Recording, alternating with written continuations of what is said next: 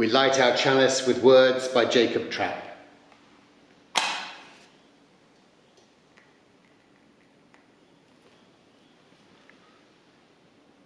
Worship is the mystery within us, reaching out to the mystery beyond. It is an inarticulate silence, yearning to speak. It is the window of the moment, open to the light of the eternal.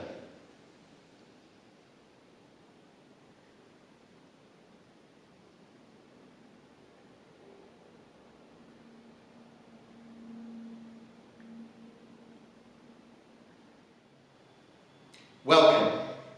Welcome to this, our fourth midweek reflection in this time of COVID-19. We are continuing to live in strange and bewildering times.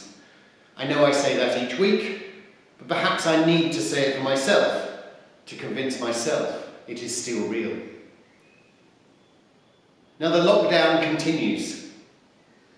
3 weeks now into the fourth, we've been directed to stay at home, to venture out only for one piece of exercise, or to get essential food supplies. And for many, those considered at higher risk, even these such trips have been curtailed. And the environment around us is responding and changing too. I live on a very busy road, the A25, the road replaced by the M25, but still a very busy thoroughfare. And in more normal times, if I wake around 6 a.m, the traffic is already quite busy. By 8 a.m, it is two crawling snakes of traffic headed into town or out to the M25. Commuters, school buses, drop-offs, shoppers, perhaps even day trippers, but it is noisy and it is busy. And the background to all this noise is the dull roar of the nearby M25, the M26, the A21. Now I've been waking a little later over the last few weeks, but still up around 7:30, and the traffic is noticeable only by its absence. There are still the occasional car or lorry moving past, but the noise is different. I lay there yesterday, completely puzzled by it. What was wrong? What could I hear? What was strange? Then I realised that the startling, jarring sound was silence, or at least stillness. There has been a hush from the usual traffic rush. It's not gone completely, but the change is very noticeable. I can hear the spaces between the cars.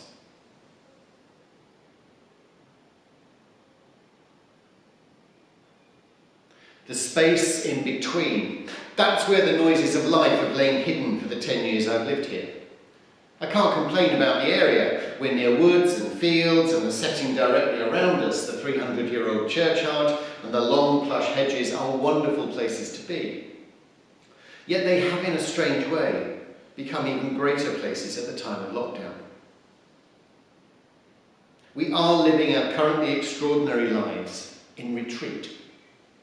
Not expensive retreats where we're encouraged to part with a month's salary for a week in quiet and shared food, but instead an even more perfect retreat.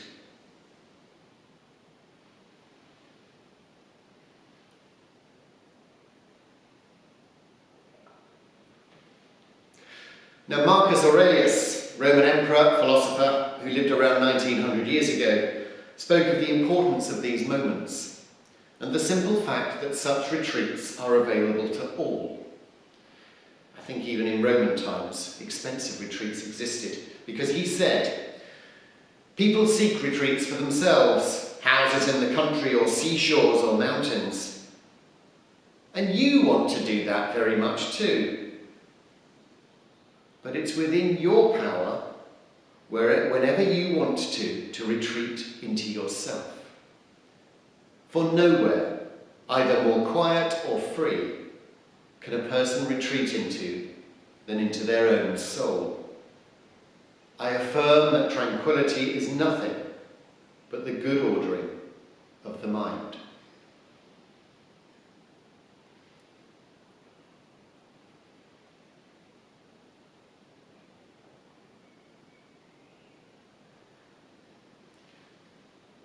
Now, the point I do accept is that these moments of retreat that we're here now are not entirely of our own choosing.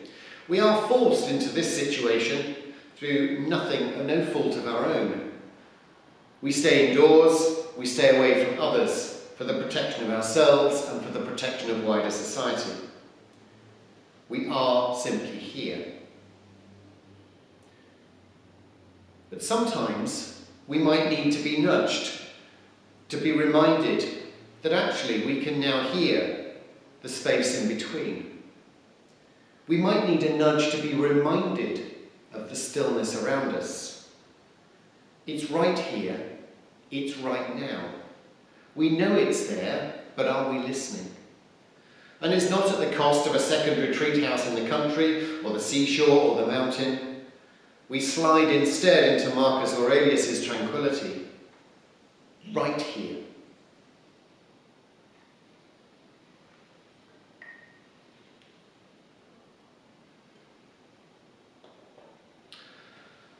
Now, far more recently than Marcus Aurelius, just under 70 years ago, the composer John Cage announced his latest composition to an astonished and mixed reception. Called simply 4 minutes 33 seconds, the piece can be played on any instrument. Well, the musician can bring any instrument, although it was intended initially for a pianist. Now, as many of you may know, the piece does not require the instrument to be played. Instead, the piece is 4 minutes and 33 seconds of silence. The crowd sits expectantly. The musician walks on, sits at the piano, lights down, a hush descends. And for 4 minutes and 33 seconds, the pianist does nothing. She simply sits in silence. And after the piece has concluded, the pianist rises and takes the applause. Now, many have ridiculed this. Many claimed it was taking the public for a ride, a con, a swindle. Yet this is 4 minutes and 33 seconds where you are forced to listen to the world around you. There is no silence. There is instead stillness. Or as Marcus Aurelius puts it, there is tranquility. It will not be silence. It's the noise between noises.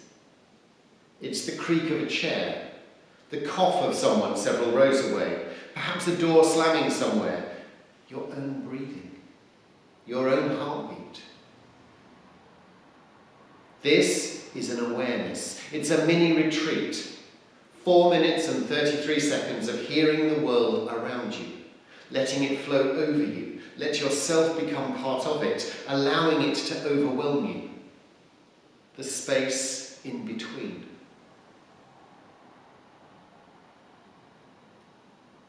Now, I've been taking this week to sit outside my back door and listen. The space between the cars has revealed so much more about the place where I live. Birdsong is clear. I track the origin of the song with my ears and my eyes. Often a blackbird high in the tree on the other side of the road, calling. Then the realization that there is a second bird, also calling, replying perhaps. If this is early evening, whilst I look for the birds, I'll see the bats too. I think they live in the meeting house roof, and they're out, swooping and catching insects. And children's laughter from the neighbouring gardens, a dog in the distance, a police siren perhaps. And here I am, in the middle of it, being invited into this stillness, this tranquility, a retreat on my doorstep, not of my own making, but there to be savoured.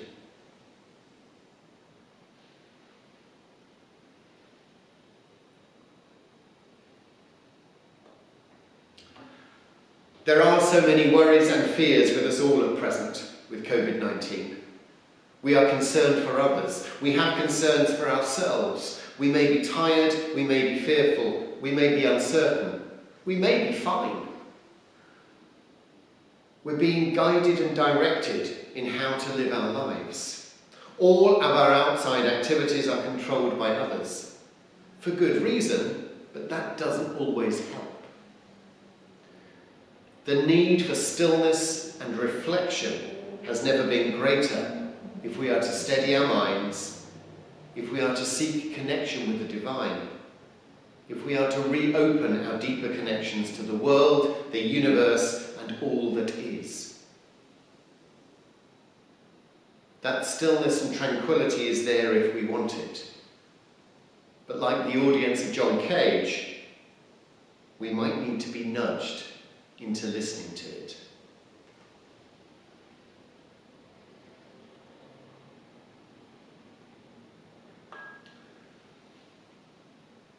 I'm closing our time together now with our own 4 minutes and 33 seconds of silence.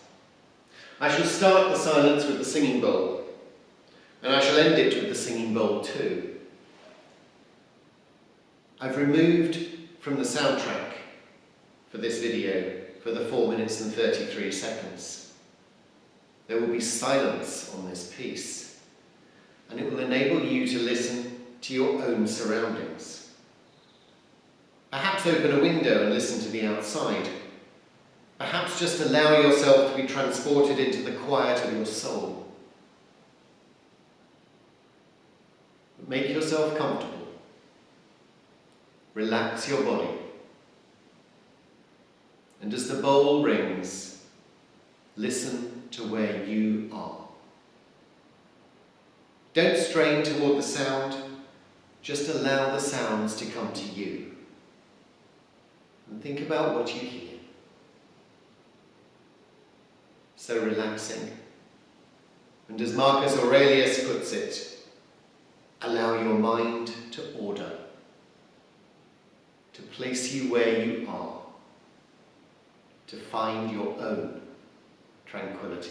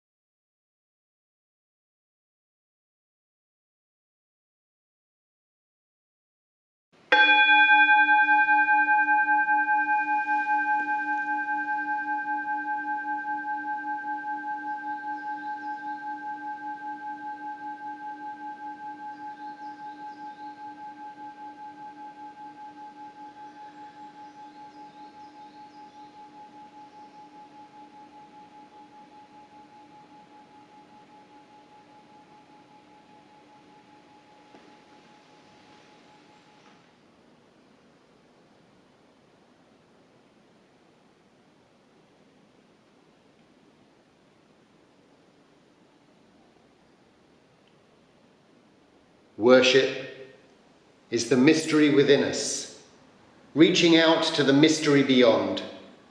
It is an inarticulate silence, yearning to speak.